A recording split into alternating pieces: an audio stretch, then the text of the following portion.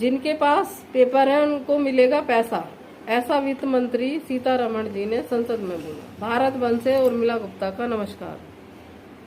मैं आप सभी को ये बताना चाहती हूँ कि कल संसद में काफी देर बहसबाजी हुई और उन्होंने वित्त मंत्री जी ने ये बोला कि आइए, और हम 3 बार लोगों को इत्तला दे चुके हैं और लोग पैसे लेने नहीं आ रहे।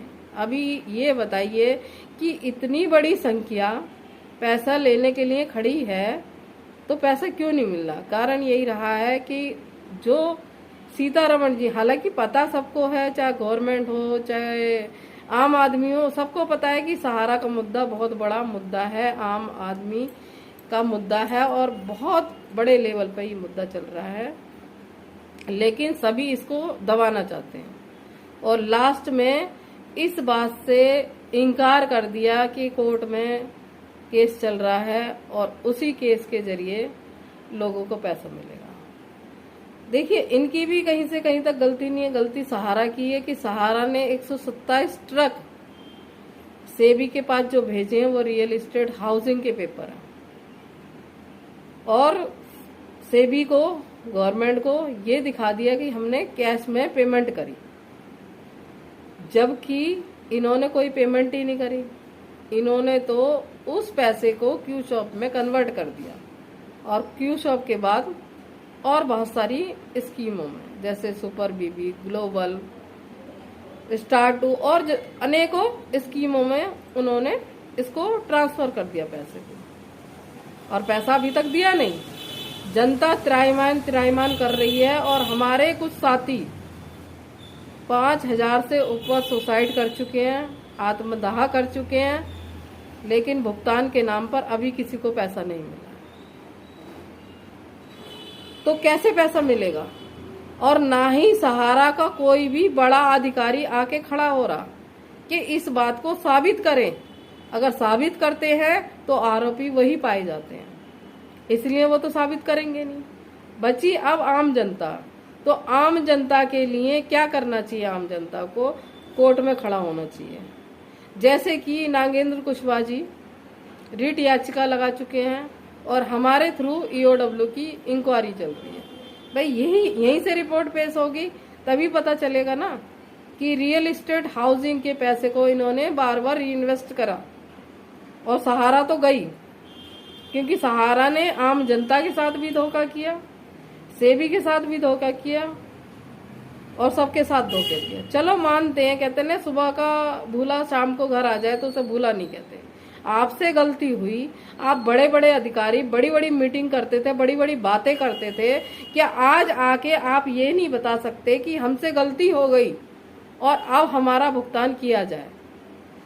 लेकिन इसके लिए कोई भी निकल के नहीं आ रहा। सुब्रत राय जी इस दुनिया में नहीं रहे तो उनकी कुर्सी को संभालने वाला कोई नहीं है। कारण यही है कि जो भी कुर्सी को संभालेगा भुगतान की जिम्मेवारी उसी के ऊपर आ जाएगी, इसीलिए हर कोई पल्ला झाड़ रहा है। ये अच्छी बात नहीं है। आप कब तक पल्ला झाड़ोगे? पैसा तो आपको जनता को देना ही पड़ेगा, आज नहीं कल आप दोगे, आपकी संपत्ति भी के कुछ भी हो। अब जनता जाग चुकी है और जनता कोर्ट तक जा चुकी है, और जब कोर्ट में जनता जाएगी तो पैसा तो उनको जरूर मिलेगा।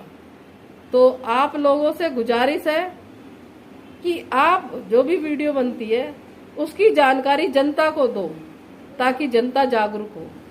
और हमको तो बहुत लोगों ने ये बोला कि आप ऑफिस क्यों बंद करा रहे हो? अरे ऑफिस क्यों ना बंद कराएं, क्योंकि आज भी आप सफेद पेपर पे पैसा ले रहे हो, किसी का पैसा दे भी रहे हो। इसकी टोपी उसके सर, उसकी टोपी उसके सर, यही 2012 से तुम करते चले आ रहे हो।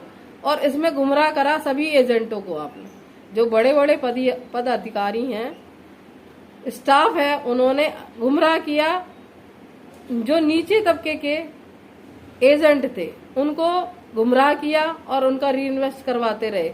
उनको बोलते रहे अब नहीं, अब हो जाएगी पेमेंट, अब नहीं, अब हो जाएगी। लेकिन अभी 2024 आ गया और पेमेंट नहीं करी जा रही, और आज भी सफेद पेपर में पैसा ले रहे हो। जब आपके पास पासबुक, बॉन्ड सब कुछ है, तब आप लोगों का पैसा नहीं दे पा रहे हो। तो जो सफेद पेपर पे पैसा लिया आपने 2022 के बाद, क्या वो पैसा आप दे पाओगे? क्योंकि लोगों के पास सबूत होने के बाद लोग पैसा नहीं ले पा रहे, और हमारे बीच में से लोग टेंशन में, डिप्रेशन में आके सुसाइड कर रहे हैं, तो आप उस पैसे को कैसे दोगे?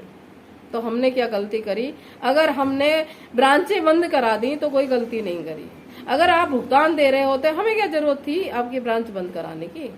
और हम तो चाहते हैं कि आप भुगतान करो, लेकिन आप क्या करोगे? जैसे अभी तक करते आए, अपना अपना पैसा निकालोगे और आम लोगों तक वो पैसे जाएगा ही नहीं, उनका पैसा नहीं मिलेगा। जैसे कि अभी तक पीछे करते चले आए कि 73% पैसा मिलेगा और 23% कंपनी के खर्चे में जाएगा। हम लोग उस पर भी मंजूर थे और हम लोग आपको पैसे दे रहे थे, लेकिन जब 2022 मार्च में आपकी कंपनी को नियस्त कर दिया गया, उसके बाद भी आप पैसा ले रहे थे, तो हमें तो मजबूरन आपकी ब्रांचें बंद कराना पड़ा। ये इस काम को करने के लिए आपने मजबूर किया हमको। हमने जानबूझ के आपकी ब्रांचें नहीं बंद कराई। अब इसके लिए दोषी आप ही सहारा वाले हो, कोई और दोषी नहीं है। तो कहते हैं ना, एक झूठ छुपाने के लिए आपने अनेकों झूठ बोले। अरे अब तो सामना कर लो, अब तो बाहर निकल के आ जाओ कि जनता मर रही है और आप उन पैसों पे ऐश कर रहे हो। तो अपनी ऐश आराम को छोड़ो, नहीं तो जनता की जो बददुआ लगेगी ना, आप कहीं के नहीं रहोगे।